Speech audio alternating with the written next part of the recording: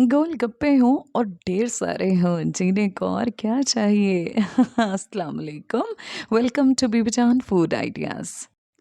Crunchy crispy golgappe बनाने के लिए just a few precautionary measures हैं, उनको बस दिमाग में रखें और हो जाएँ कामयाब इस ट्रिकी सी रेसिपी को बनाने में। So let's move to Bibijaan's kitchen and see what's the recipe. Here we go. So बिस्मिल्लाह रहमान रहीम। I just have taken 2 ingredients और यही बहुत हैं। समटाइम्स आप बनाएँगे व्हीट फ्लोर के साथ, यहाँ पे मैंने व्हीट फ्लोर लिया यानी गंदम का आटा जिससे हम डेली रोटी बनाते हैं। आधा कप मैंने गंदम का आटा लिया है और आधा कप रवा या सूजी। इस तरह से टोटल मेजरमेंट बन गया 1 कप। बस ये 2 इंग्रेडिएंट और आपका काम हो गया। अब ज़रा प्रिकॉशनरी मेजर्स को माइंड में रखें। सबसे पहले मैंने गंदम का आटा और सूजी मिक्स कर लिया। हाँ, याद रखिएगा कि दोनों इंग्रेडिएंट्स को अच्छी तरह से छान लें। इनको मिक्स करने के बाद मैं पानी आम नॉर्मल टैप वाटर जो होता है हमारा, तो टैप वाटर के साथ मैंने इसको गूँधा है, लेकिन डो मैंने बहुत हार्ड डो बनानी है, ठीक है? क्योंकि हार्ड डो ही शेप कैप्चर कर सकती है।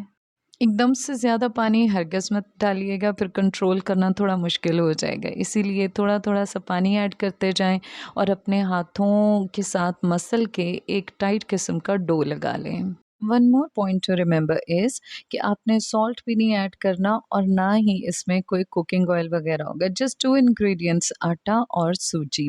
अच्छा, सम टाइम ऐसा होता है कि गंदम के आटे से ही बनाए जाते हैं और सम टाइम ऐसा होता है कि सूजी और गंदम का आटा मिक्स करके बनाए जाते हैं। फ्लेवर में बिल्कुल भी डिफ़रेंस नहीं होगा, लेकिन ये ज़रूर है कि अगर सिर्फ़ गंदम के आटे से गोलगप्पे बनाए जाएँ तो वो थोड़े से लॉन्ग लास्ट होते हैं, मीन टू से 2-3 दिन चल जाते हैं। लेकिन सूजी से बने हुए और सूजी और आटा की मिक्सिंग से बने हुए गोलगप्पे जस्ट ओवरनाइट में ही मेरा ख़्याल है टूट जाते हैं, मीन टू से कि वो थोड़े से ढीले पड़ जाते हैं, वो इस तरह से क्रंची और क्रिस्पी नहीं बनते। इन दोनों में जस्ट कीपिंग टाइम जो है वो डिफरेंस है, अदरवाइज़ फ्लेवर दोनों का ही ऑसम होता है। और इस तरह से मैंने अपने हाथों की मदद से अच्छी सी डो स्टार्च जनरेट करके बना ली है, इसको बार-बार अपने हाथों से मसल के। उसके बाद मैंने इसको एक प्लास्टिक बैग में इस तरह पैक करके रख दिया। अच्छा, इसका मकसद ये होता है कि इसके अंदर जो मॉइस्चर है वो मॉइस्चर आउट ना हो जाए, ठीक है? आप गीला कपड़ा भी इसके ऊपर लपेट सकते हैं, बट मेरे ख़्याल में अगर आप इस तरह से प्लास्टिक बैग में रख देते हैं तो ये सबसे बेहतर है। राइट आफ्टर 15 मिनट्स मैंने इसको स्टे दिया था और 15 मिनट के बाद मैंने एक रोटी वाला रुमाल लिया, इसको मैंने नमदार किया, मिंटू से गीला करके निचोड़ लिया, ठीक है? उसके बाद मैंने इसको इस तरह से नीचे प्लेट रखा और ये इसमें मैं मज़ीद गोलगप्पे बना के रखूँगी, ठीक है जी? आइए जनाब अली, डो निकालते हैं। अगेन मैं इसकी डबल नीडिंग करूँगी, एक तो पहले नीडिंग की है और एक अब इस स्टेज पे मैं इसको नीड करूँगी ऐसे, ताकि डो बिल्कुल स्मूथ और बेहतरीन किस्म की शेप में आ जाए। सो मैं इसको सबसे पहले 4 पार्ट में डिवाइड करना चाहती हूँ ताकि मैं 4 बड़ी-बड़ी रोटियाँ बनाऊँ।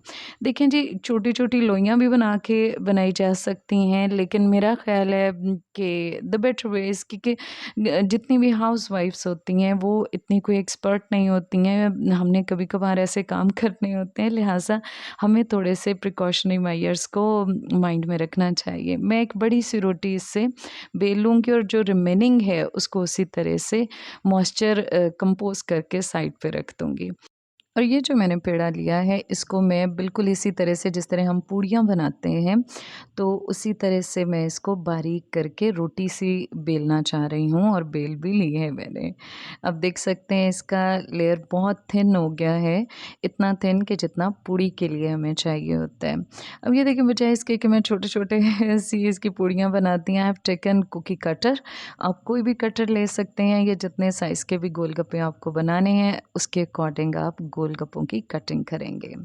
इस तरह से अगर रोटी बेल के हम कटिंग करते हैं तो एक वक्त में हम ढेर सारे गोलगप्पे यकवक्त बना लेते हैं, ठीक है जी।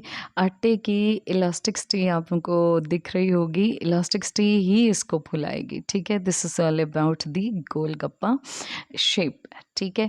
अब अगला पॉइंट टू रिमेंबर ये है कि आपने इन गोलगप्पों को नमदार कपड़े के अंदर रखना है। उसकी वजह ये है कि ये अपने बॉटम से और अपनी अपर सरफेस से कहीं से भी ये ड्राई ना हों, क्योंकि जैसे ये ड्राई होंगे तो ये फूलेंगे नहीं और वो बन जाएगी पपड़ियाँ सी, पापड़ी सी, ठीक है। इस तरह से इसको कवर करना है। And now it's a time to fry. Extreme heated cooking oil चाहिए है मुझे फ्राई करने के लिए। मैंने एक टाइनी सा बॉल डाल के हेलो हेलो टेस्टिंग कर लिया जी, पप्पू पास हो गया। Oil is ready to fry. तो मैंने गोलगप्पे उठाए जो मैंने नमदार कपड़े के अंदर रखे हुए थे। सबसे पहले एक गोलगप्पा डालूंगी और चेक करूंगी कि कामयाबी है। जी हाँ, जैसे गोलगप्पा आप डालेंगे, ठीक है जी, वो पूरी डालेंगे, ये एकदम से फूल के जेन्युइन गोलगप्पे की शेप में आ जाएगा। लो जी, 2-2 करके 3-3 करके आप बैच बनाते जाएं। इससे ज़्यादा अगर हैंडल कर सकते हैं तो जी बिस्मिल्लाह, अगर नहीं कर सकते तो मेरा ख़्याल है 2-2 3-3 का बैच आप डालते जाएं और गोलगप्पे बनाते जाएं। बिलीव मी, एक गोलगप्पा जो है वो इसी तरह से फूलेगा और क्रंची भी बनेगा। अगेन इसी प्रोसीजर को रिपीट करूँगी। सबसे पहले तो ये है कि आप गोलगप्पे बना के नमदार कपड़े में रख लें। फिर बस, क्योंकि ऑयल एक दफ़ा अगर हीट अप हो जाए तो मेरा ख़्याल है हमें फिर टाइम वेस्ट नहीं करना चाहिए। सो इस तरह 2-2 डाल के गोलगप्पे, तो 2-2 का बैच आसानी से बन जाता है। एक और अहम बात बताती चलूँ कि जब आप गोलगप्पे बना लें तो इसको ओपन जगह पे आप रखेंगे, मीन टू से थोड़ी हवादार जगह हो ताकि इसको हवा लगे और ये मज़ीद क्रंची हो जाए।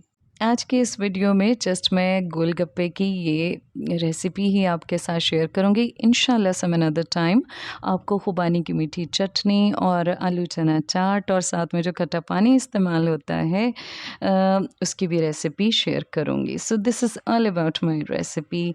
अगर आपको मेरी ये रेसिपी पसंद आए तो लाइक, शेयर और सब्सक्राइब करना तो हरगिज़ नहीं भूलना, और मुझे आपकी फ़ीडबैक का यानी आपके कमेंट्स का इंतज़ार रहेगा। मज़ीद आसान रेसिपीज़ के लिए always keep in touch to Bibi Jaan food ideas.